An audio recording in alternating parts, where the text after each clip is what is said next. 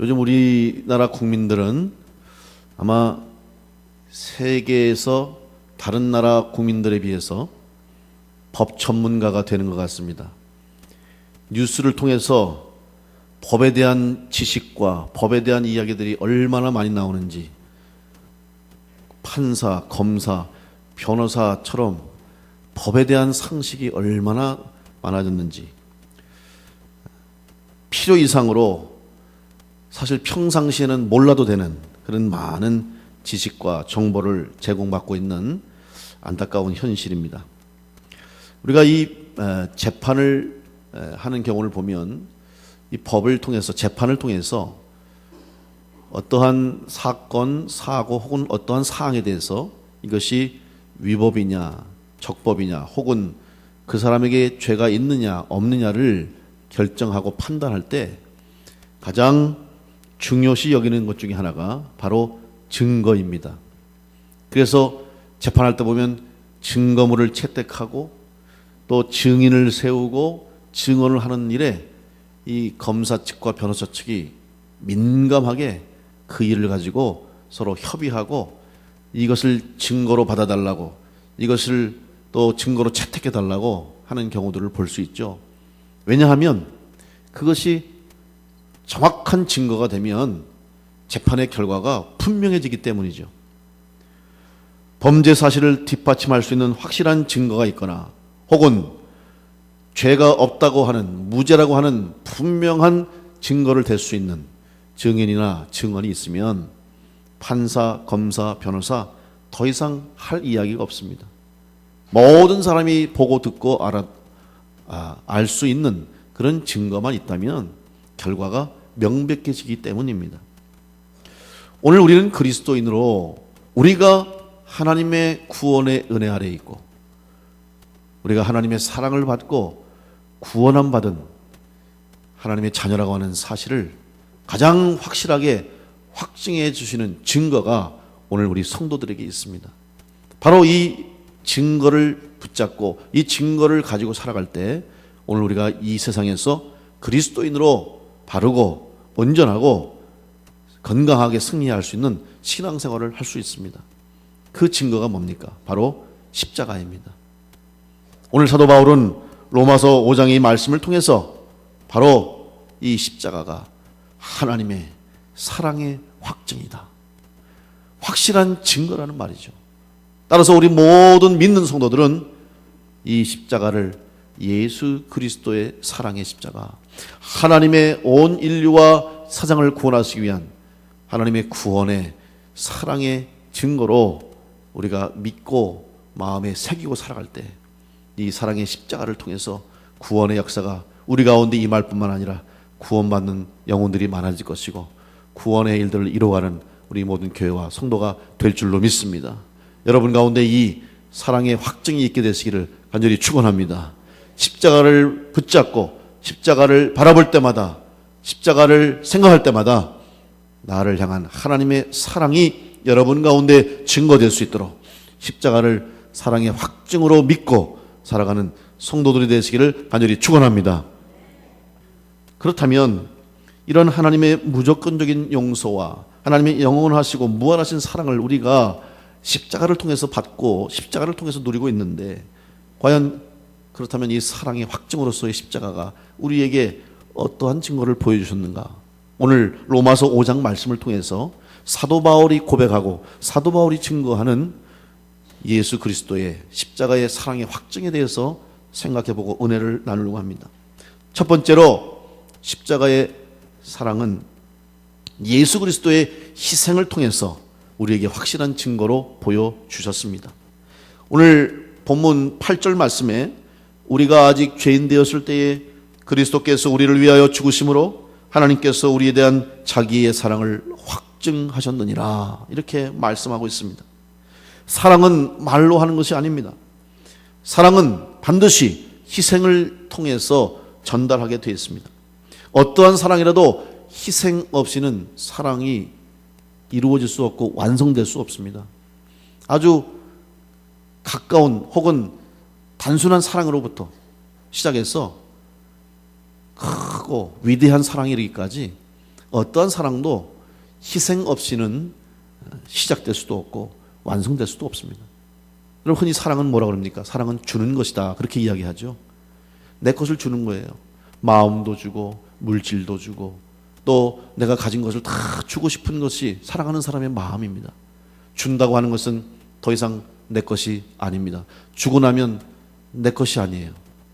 희생하는 거죠. 내가 작은 것으로부터 큰 것에 이르기까지 그 사람에게 주는 것이 사랑이라면 결국 사랑은 희생으로부터 시작되고 희생을 통해서 완성되는 것입니다. 그런데 이 사랑이 완전한 사랑이 되기 위해서는 주는 사람이 있어야 되는 반면에 그 사랑을 기쁨으로 받는 사람이 있어야 되는 거죠. 그래야 사랑이 완전하게 이루어지는 것입니다. 아무리 주려고 해도, 사랑을 아무리 베풀어도 그 사랑을 사랑으로 여기지 못하고 또 그 사랑을 사랑이라고 깨닫지 못하면 그 사랑은 불완전하고 불행하게 끝나고 마는 것입니다. 구약 성경에 보면 하나님께서 이스라엘 백성에게 하나님의 사랑을 보여주셨고 하나님의 사랑을 베풀어 주셨습니다.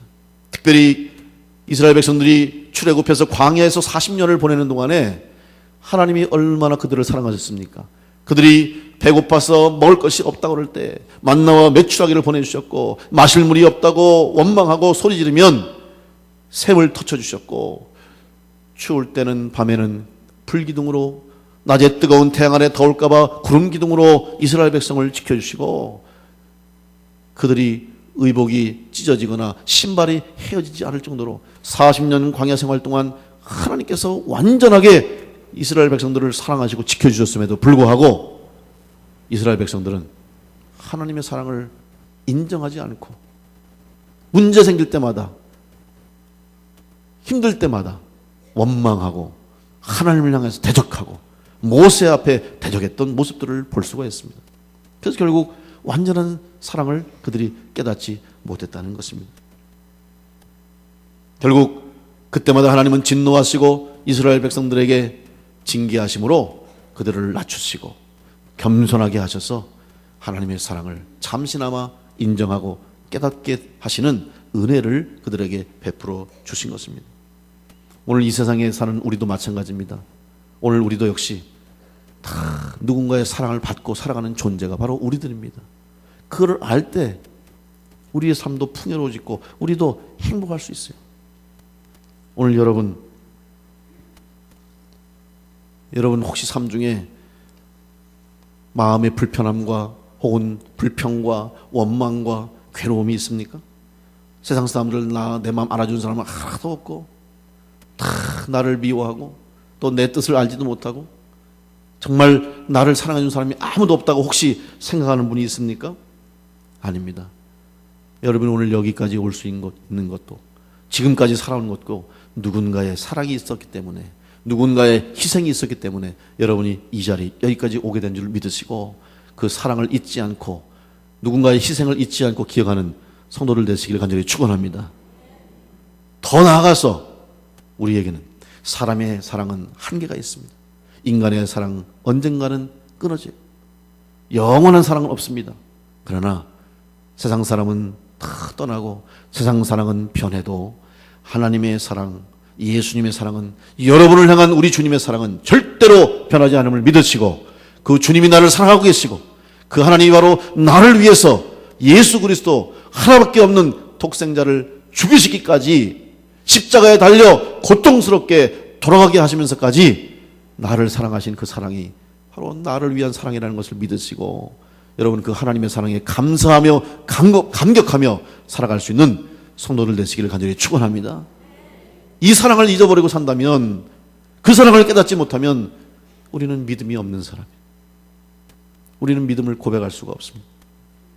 십자가의 사랑의 본질은 희생입니다.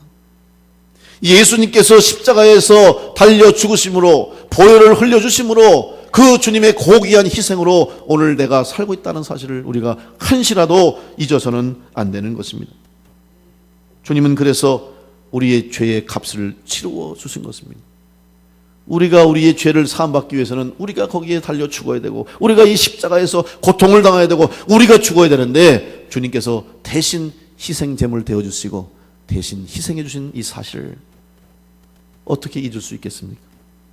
믿음이 있는 성도라면, 하나님을 믿고 예수님을 믿는 성도라면 여러분 이 사실을 잊지 말고 꼭 기억하심으로 십자가의 주님의 희생의 사랑이, 십자가의 사랑이 값싼 사랑이 되지 않도록, 가치 없는 희생이 되지 않도록 여러분 심령 속에 우리 주님의 십자가의 희생이 늘 살아 역사할 수 있도록 주님의 십자가를 사모하는 성도 되시기를 간절히 축원합니다.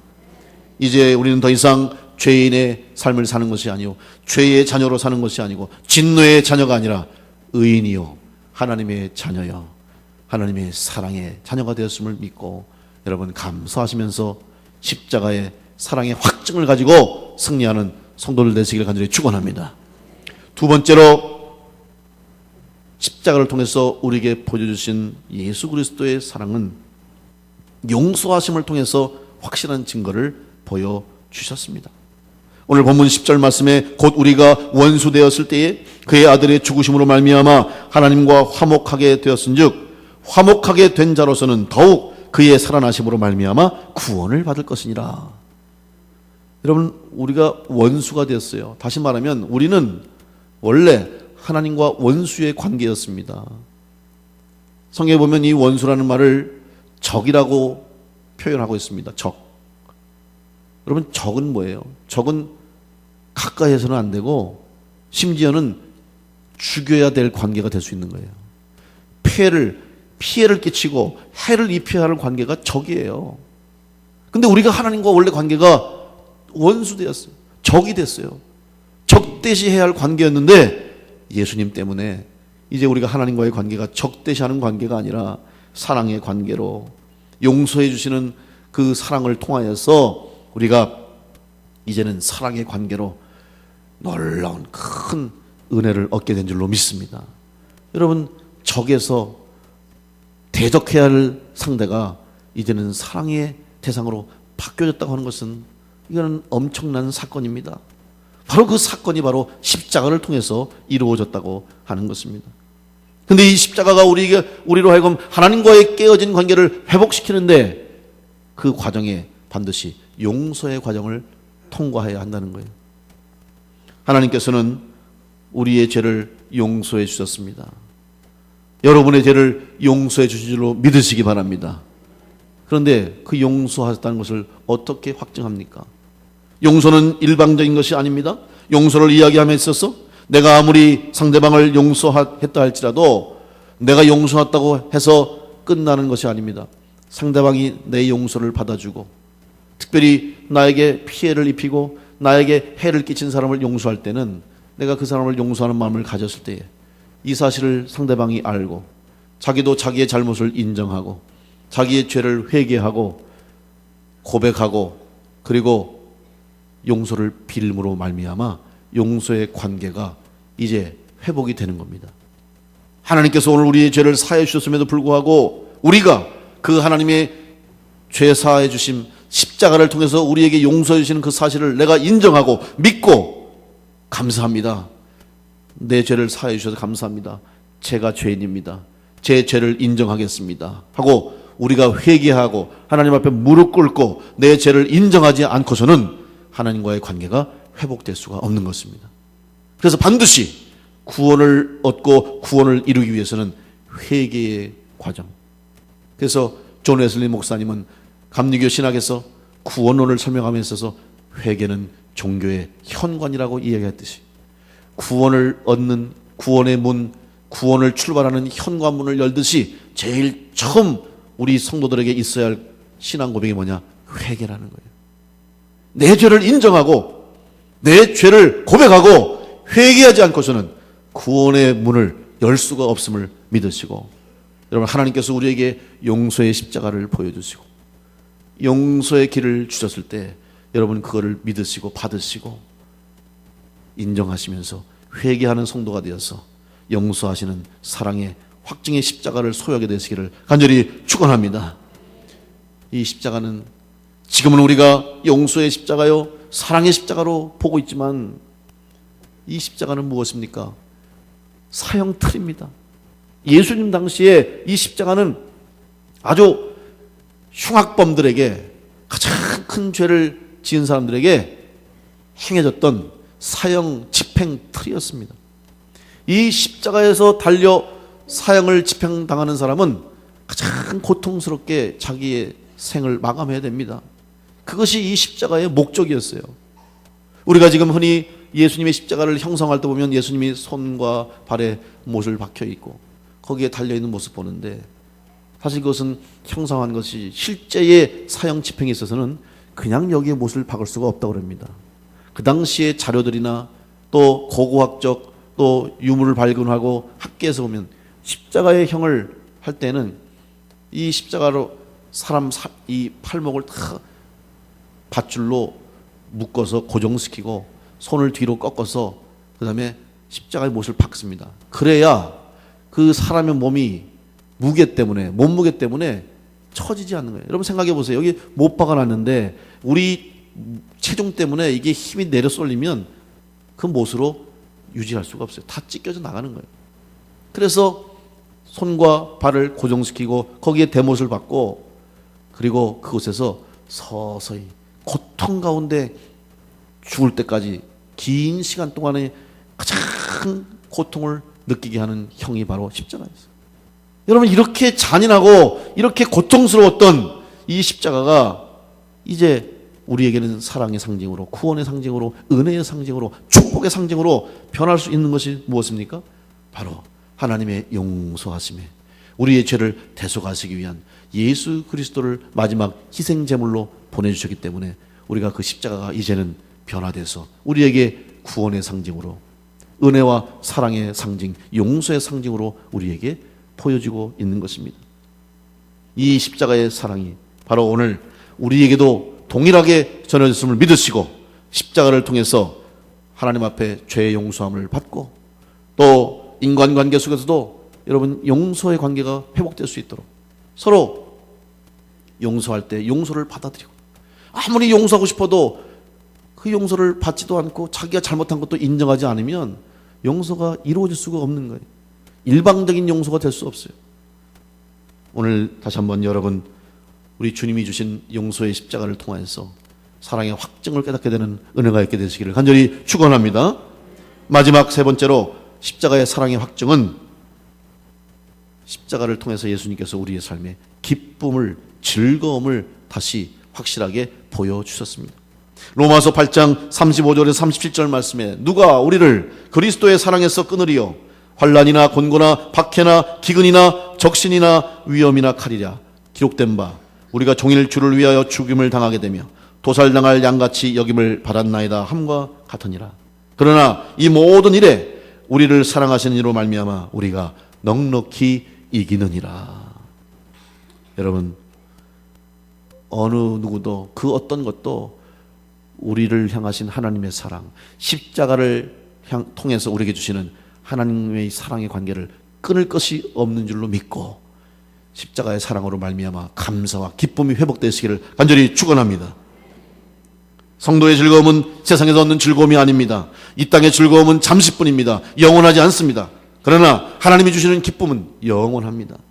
하늘의 것을 바라보는 사람은 언제나 기뻐할 수 있는 것입니다. 그래서 지금 여러분의 삶에 불만족이 있고 여러분의 삶에 고통이 있고 아픔이 있다 할지라도 주님 전에 나와서 예배하면서 기쁨으로 예배할 수 있는 것은 우리의 삶이 여기서 끝나는 것이 아니에요. 죽음으로 끝나는 것이 아니고 그 이후에 새 생명을 얻고 영생을 소유할 수 있고 하나님 나라 천국의 삶이 우리에게 보장되어 있기 때문에 그것 바라보고 지금 어려움 가운데서, 힘든 가운데서 여러분 기쁨으로 살아가게 되는 줄로 믿습니다. 여러분 가운데 이 기쁨이 회복되시기를 간절히 축원합니다. 그래서 좀 어려워도 오늘 여러분 이 자리에 나오신 것 감사할 일입니다. 여러분 언제 기뻐하십니까? 좋은 일이 있을 때 물론 기뻐하죠. 근데 정말 참 기쁨은 하나님이 주시는 생명입니다. 살아있는 것 자체가 기쁨입니다. 생명은 기쁨입니다. 그렇다면 일평생 동안 살아있는데 왜 기쁘게 살지는 못하고 기쁜 시간보다 즐거운 시간보다 감사한 시간보다 한번 여러분 인생을 돌아보세요. 지금까지 매일매일 오늘은 또 이래서 힘들고 저래서 고통스럽고 허리가 아프고 다리가 아프고 머리가 아프고 속이 쓰리고 저 인간 보니까 마음이 뒤집어지고 저 사람 보니까 속이 또 쓰리고 그래서 하루 종일 불평불만 속에 살아가는 사람들이 얼마나 많습니까? 하루를 살아도 오늘도 내가 살아있으니까 감사하네. 다리가 좀 아프지만 아유 그래도 내가 걸어왔으니까 얼마나 걸어다니니까 얼마나 감사해. 오늘 내가 몸이 안 좋지만 그래도 이렇게 밥을 먹고 있네. 아이고 먹을 수 있으니까 얼마나 감사해. 또 화장실 가서 여러분 볼일 보는 것도 감사하셔야 돼요. 그거 안 되면 병원 가는 겁니다. 그러면 매일매일 사실 여러분 우리가 어떠한 생각을 가지냐에 따라서 감사로 살아가느냐 아니면 불평 불만 속에 슬픔으로 살아가느냐 달라질 수가 있는 거예요. 똑같은 생을 살아도 사실 어린아이가 태어나는 순간 기쁨이요 감사함이지만 정확하게 말하면 그 아이는 태어나는 순간부터 죽을 때 기다리는 인생이 되는 거예요. 조금 비극적인 얘기겠지만 조금 부정적인 얘기겠지만 정확하게 말하면 태어나는 순간 모든 인생은 죽음을 향해 갈 수밖에 없는 것이 우리의 육체적인 한계예요. 그러면 죽게 생겼다고 앞으로 죽을 거라고 일평생 고통 속에서 원망 속에서 슬픔 속에 살아가는 인생이 되면 되겠습니까? 어차피 죽는 거. 성경에 뭐라 그랬습니까? 히브리서 9장 27절 28절 말씀에 한 번 죽는 것은 사람에게 정해진 것이요 그 후에는 심판이 있으리니 이와 같이 그리스도도 많은 사람의 죄를 담당하시려고 단번에 들이신 바 되셨고 구원에 이르게 하기 위하여 죄와 상관없이 자기를 바라는 자들에게 두 번째 나타나시리라. 여러분 어차피 죽는 것은 하나님이 정해진 것입니다. 여기에 예외는 아무도 없어요. 다 죽어요. 그죠? 그렇기 때문에 죽음을 두려워할 건 아니에요. 우리는 더 이상 죽음을 두려워하는 사람들이 아닙니다.